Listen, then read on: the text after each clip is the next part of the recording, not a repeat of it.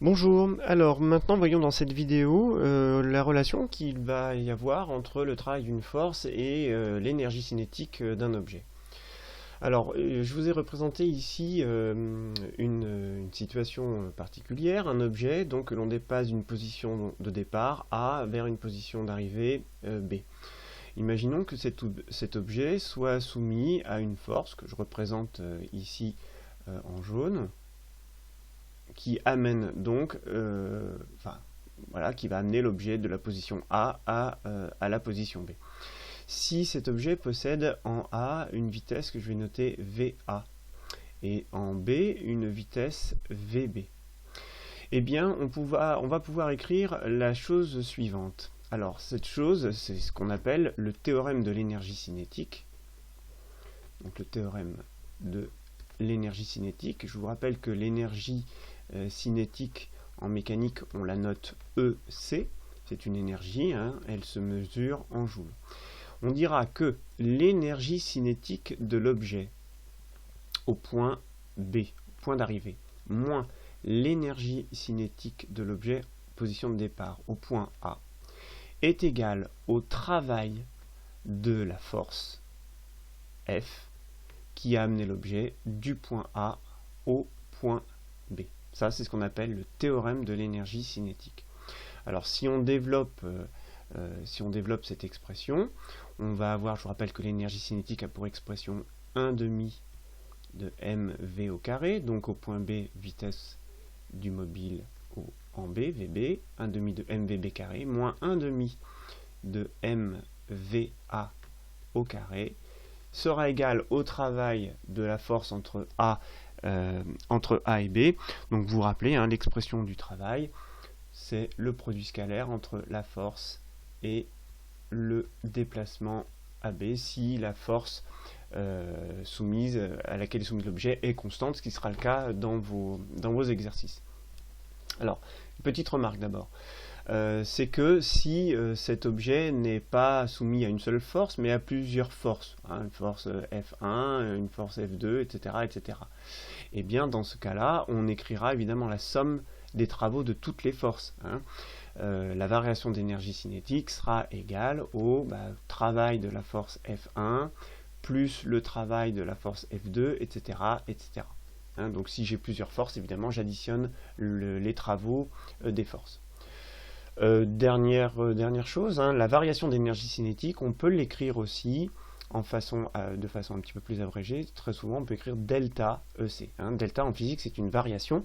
Donc le delta EC sera égal donc, à la somme, ou le travail d'une force, ou la somme des travaux des forces, ce qu'on appelle les forces extérieures, forces qui s'appliquent au solide, travail des forces, que je note de cette façon-là. Au niveau des unités, petit rappel, l'énergie cinétique qui a pour donc expression 1 demi de mv au carré, la vitesse dans cette expression est en mètres par seconde, la masse est en kilogrammes et l'énergie cinétique évidemment vous l'exprimez en joules. Donc vous voyez que finalement ces forces appliquées à l'objet vont produire de l'énergie ou lui prendre de l'énergie. Si elles donnent de l'énergie à l'objet, finalement l'objet va accélérer, sa vitesse va augmenter. A l'inverse, si j'ai une force qui est résistante, eh bien cette force qui est résistante va faire ralentir le solide et on aura une vitesse d'arrivée qui sera plus faible que la vitesse de départ. Dernière petite chose, cette expression, vous voyez qu'on pourrait très bien la simplifier. Si je mets 1 demi de m en facteur, j'obtiens 1 demi de m vb au carré moins VA au carré, qui est égal donc au travail des forces extérieures. Je la recris ici sous la forme F scalaire AB. On a vu dans la vidéo précédente comment calculer le travail de cette force. Alors, maintenant, si là je me suis intéressé à un objet qui serait en translation et soumis donc à une force F. Maintenant, si je m'intéresse à un objet en rotation, eh bien, on peut aussi écrire le théorème de l'énergie cinétique. Donc, dans le cas d'une rotation, on va avoir évidemment une petite différence sur la notation, notamment sur la notion d'énergie cinétique, puisque pour un objet en rotation, l'énergie cinétique a pour expression 1 demi de J fois oméga au carré. Alors oméga, hein, c'est la vitesse de rotation que l'on exprime en radians par seconde. Donc des radians par seconde, hein, et l'expression de J, hein, donc c'est un moment d'inertie qui s'exprime en kilogrammes mètre carré. Voilà. Donc ça c'est l'énergie cinétique de rotation.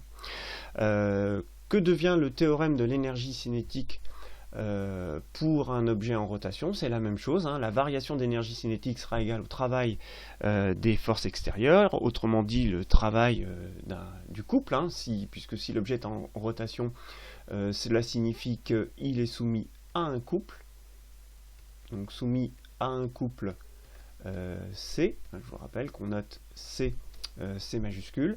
Donc si j'écris la variation d'énergie cinétique, eh bien j'obtiens la chose suivante: 1 demi de J oméga 1, alors je vais respecter la même notation que tout à l'heure, donc oméga 2 au carré moins 1 demi de J oméga 1 au carré, hein, oméga 2 et oméga 1 étant les vitesses de rotation au départ du mouvement et à la fin du mouvement, hein, je peux avoir une accélération ou une décélération, et bien tout ça serait égal tout simplement au travail du correspondant au couple, hein, et on a vu dans la vidéo précédente que le travail correspondant à un couple, eh bien c'est la valeur du couple C multiplié par l'angle.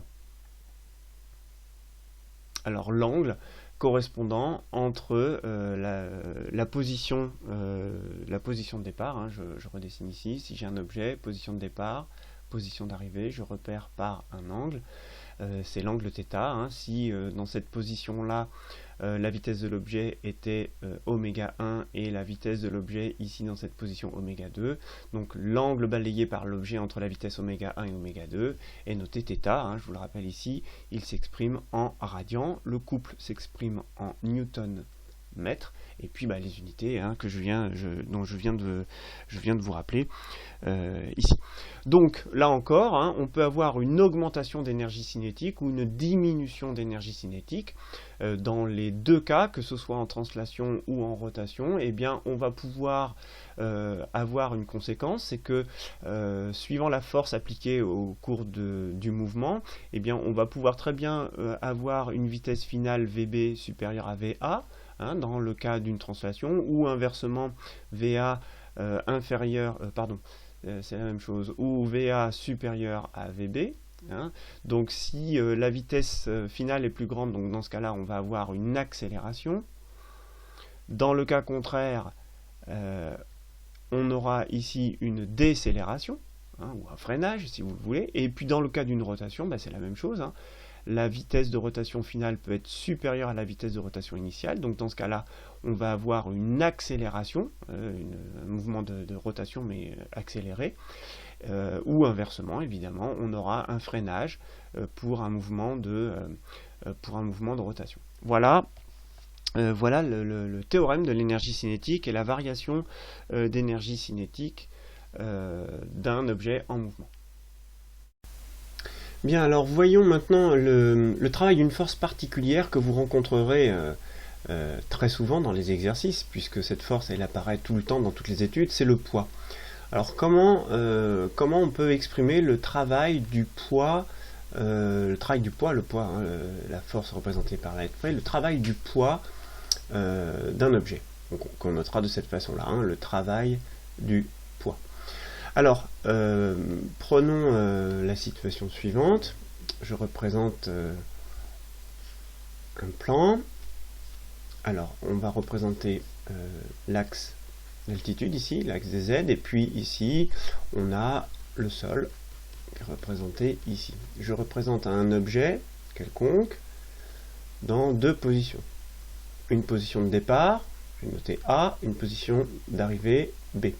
Et imaginons que cet objet se déplace, alors je vais représenter la trajectoire de son centre de gravité, imaginons que cet objet se déplace de cette façon-là, voilà, n'importe comment, pour arriver à la position finale. Je vais repérer par ZA l'altitude de la position de départ et par ZB la position d'arrivée. Alors, si je prends un objet de masse M, vous savez que son poids est égal à mg.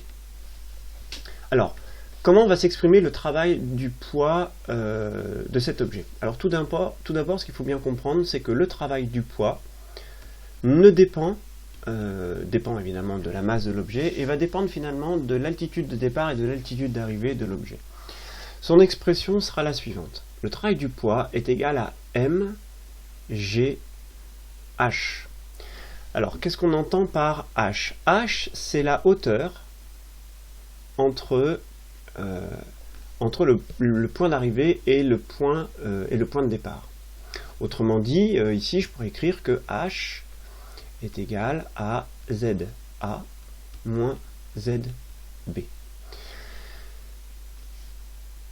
Voilà tout simplement, hein, donc il n'y a rien de plus à dire, l'expression du travail du poids. Alors, il y a quand même quelque chose à laquelle il va falloir que vous fassiez très attention, c'est que on a vu tout à l'heure que le travail du poids, il peut être positif, enfin le travail d'une force peut être positif ou négatif. On a dit que dans le cas d'un travail positif, on dit que le travail est moteur.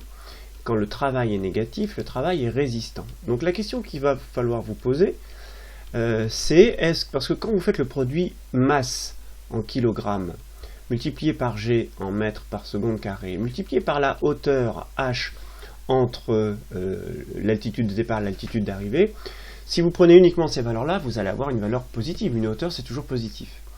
Bien, donc dans le cas d'un travail résistant, il n'y a pas de signe moins qui va apparaître ici, ce sera à vous de le rajouter. Donc dans quel cas le poids est moteur, dans quel cas le poids est résistant? C'est très simple.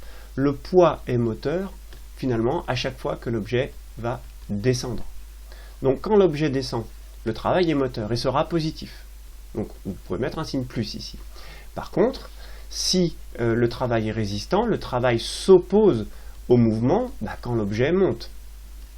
Autrement dit, quand l'objet monte, dans ce cas-là, il faudra mettre un signe moins ici. Donc vous voyez que dans l'expression du travail du poids mgh, en fait, c'est plus ou moins mgh, ce sera plus si l'objet est en train de descendre, et ce sera moins dans le cas où l'objet est en train de monter. Dans la situation qui est représentée ici, il faudrait mettre un signe plus. Le travail du poids est positif. Bien, alors dernière chose concernant l'énergie, vous vous rappelez probablement, on peut définir l'énergie mécanique d'un objet en mouvement. Cette énergie mécanique, qu'on note EM, c'est la somme de deux énergies, l'énergie cinétique plus l'énergie potentielle. Je vous rappelle, l'énergie potentielle, il en existe deux. Vous avez l'énergie potentielle de pesanteur, qu'on peut noter EPP, énergie potentielle de pesanteur, donc qui est due à l'altitude, qui est égale à mgz, z étant l'altitude de l'objet en mètres, g l'accélération de la pesanteur, la masse en kilogrammes. On a pour habitude de prendre une énergie potentielle qui est égale à 0 à l'altitude z égale 0. Donc dans ce cas-là, l'énergie potentielle à cette expression-là est égale à mgz. Il existe aussi une énergie potentielle élastique quand on étudie par exemple un ressort. Cette énergie potentielle élastique a pour expression 1/2 de k fois x au carré. X au carré s'exprime en mètres, c'est l'élongation du ressort, et k c'est la constante de raideur du ressort, qui s'exprime en newton par mètre. Voilà les énergies potentielles. Bien, donc dans une position donnée, par exemple, je sais pas moi, en un point A durant le mouvement, eh bien on pourra écrire que l'énergie mécanique au point A, eh bien c'est la somme de l'énergie cinétique de l'objet au point A plus son énergie potentielle au point A. Entre deux positions, position de départ, position A et position B, donc pareil, on va avoir évidemment la même expression, énergie mécanique au point B est égale à énergie cinétique au point B plus l'énergie potentielle au point B. Eh bien, si entre la position A et B, il n'y a pas de frottement, si l'objet est soumis à aucun frottement, eh bien en fait, l'énergie mécanique au point A sera égale à l'énergie mécanique au point B. C'est ce qu'on appelle la conservation de l'énergie mécanique. Donc pas de frottement, la conservation, l'énergie mécanique est constante. S'il y a des frottements, s'il y a des forces de frottement, vous allez avoir une dissipation d'énergie. Et vous savez, cette dissipation d'énergie dans le cas de frottement se fait sous forme de chaleur. Donc dans ce cas-là, vous allez avoir un dégagement de chaleur, donc une diminution évidemment d'énergie mécanique. Toute cette énergie qui a été perdue, dissipée sous forme de chaleur, eh bien on va avoir une diminution d'énergie mécanique. Voilà, donc avec ces notions-là, on va pouvoir faire évidemment pas mal d'exercices sur l'énergie mécanique et évidemment énergie cinétique.